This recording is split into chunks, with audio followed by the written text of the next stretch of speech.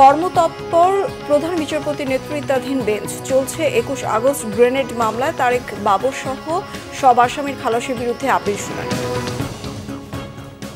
দেখছিলেন crown cement সংবাদ শিরোনাম। এবার বিস্তারিত।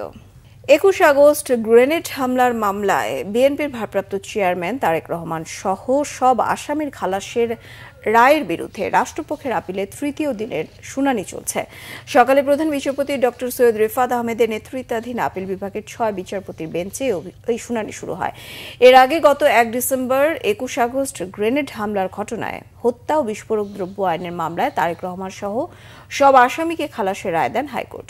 পরে এই রায়ের বিরুদ্ধে আপিল করে রাষ্ট্রপক্ষ। 2004 সালের 21 আগস্ট বঙ্গবন্ধু অ্যাভিনিউয়ে সাবেক প্রধানমন্ত্রী শেখ হাসিনার সমাবেশে গ্রেনেড হামলা হয়। এতে নিহত হয় আওয়ামী লীগের 24 জন নেতাকর্মী। ওই ঘটনায় হত্যা ও বিস্ফোরক দ্রব্য আইনে 2টি মামলা হয়। 2018 সালে বিচারিক আদালতে 2টি মামলারই রায় হয়। রায়ে সাবেক স্বরাষ্ট্র প্রতিমন্ত্রী লুৎফুজ্জামান বাবর, সাবেক শিক্ষা উপমন্ত্রী আব্দুল সালাম পিন্টু সহ 19 জনকে মৃত্যুদণ্ড, তারেক রহমান সহ 19 জনকে যাবজ্জীবন, 11 জনকে বিভিন্ন মেয়াদে কারাদণ্ড এবং অর্থদণ্ডে দণ্ডিত করা হয়। রাজধানীর মোহাম্মদপুরের কুখ্যাত ছিনতাই চক্রের প্রধান বিল্লাল ওরফে অগ্নি বিল্লাল ওরফে ভাগ্নে বিল্লালকে গ্রেফতার করেছে ডিএমপির counter terrorism and transnational crime. রাজধানীতে বিশেষ অভিযান পরিচালনার সময় সিটিটিসির একটি দল গোপন সংবাদের ভিত্তিতে মোহাম্মদপুর ও আদাবর এলাকার কুখ্যাত ছিনতাইকারী বিল্লালকে গ্রেফতার করে। গ্রেফতারকৃত বিল্লাল মোহাম্মদপুর ও আদাবর সহ বিভিন্ন এলাকায় চাপাতি ও বিভিন্ন ধারালো অস্ত্রের মুখে সাধারণ মানুষকে জিম্মি করে ছিনতাই করত। তার বিরুদ্ধে মোহাম্মদপুর ও আদাবর থানায় গ্রেফতারি পরোয়ানা সহ বিভিন্ন অপরাধের 6টি মামলা রয়েছে। 96 বা 2010-এ শেয়ার বাজারে বড় 2 ধসে জড়িত সরকার ঘনিষ্ঠদের কিছুই করা যায়নি। কেবল ইব্রাহিম খালেদের প্রতিবেদন নিয়ে ঢাকঢোল পেটানো হয়েছে। বিশ্লেষকরা বলছেন, শেয়ার বাজার কারসাজিতে লিপ্তদের বিরুদ্ধে যেন ব্যবস্থা না নেওয়া যায়, এজন্য পরিকল্পিতভাবে ঠিক মতো মামলাও করা হয়নি। শেয়ার বাজার নিয়ে গোলাম ময়নুল আহসানের ধারাবাহিক প্রতিবেদনের আজ দ্বিতীয় পর্ব। সালে শেয়ার বাজার ধসের পর এর কারণ এতে জড়িতদের ধরতে 2011 সালে ইব্রাহিম খালেদের নেতৃত্বে গঠন হয় তদন্ত কমিটি। আলোচিত সেই কমিটি বছরই প্রতিবেদন প্রকাশ করে। এতে শেয়ার কেলেঙ্কারিতে জড়িতদের দৃষ্টান্তমূলক শাস্তি হবে। বিনিয়োগকারীদের এমন প্রত্যাশার পারদ উপরে থাকলেও শেষ পর্যন্ত কিছুই হয়নি।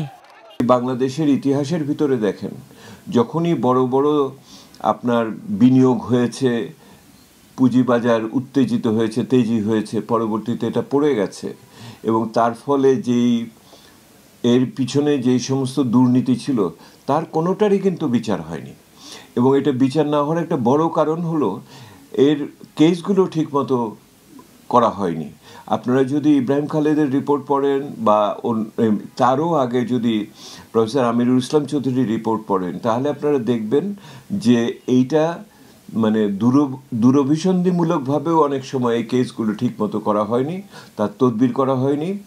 প্রতিবেদনে 25 দফা সুপারিশের পাশাপাশি কারসাজির হোতাদের মধ্যে তখনকার সরকারের মন্ত্রী আহমদ মুস্তফা কামাল ও প্রধানমন্ত্রীর বেসরকারি বিষয়ক উপদেষ্টা সালমান এফ রহমানের নাম ছিল। সরকারের দায়িত্বশীলদের নাম থাকায় হোতাদের ছাড় দেওয়া হয় বলেই মনে করেন ডক্টর দেবপ্রিয়। এই কেসটা করা হয়েছে এটা উদ্দেশ্য প্রণোদিতভাবে, দুর্বলভাবে করা হয়েছে এবং যারা প্রকৃত দোষী তাদের দিকে দিক নির্দেশ করার ক্ষেত্রে তথ্য উপাত্ত বা আইনি ভিত্তি অনেক দুর্বল ছিল।